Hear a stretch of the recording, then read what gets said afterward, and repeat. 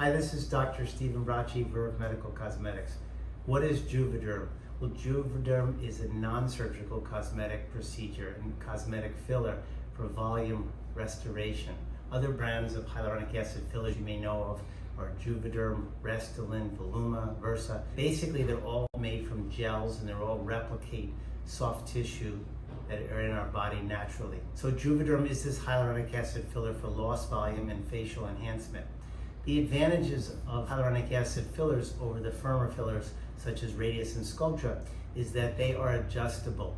So basically you can add them and then you can subtract them, and this makes them very popular, and they're also very easy to inject. So a lot of novice or new injectors love to use these products because they're easy to put in and easy to take out, so it gives them a lot of flexibility.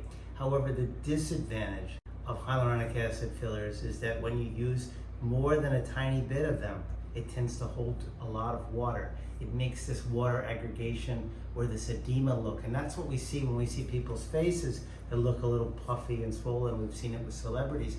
They look swollen because that water retention effect is additive. The more HA or the more hyaluronic acid fillers, the more Juvederm type fillers you put in, the more it holds water and gives us this look.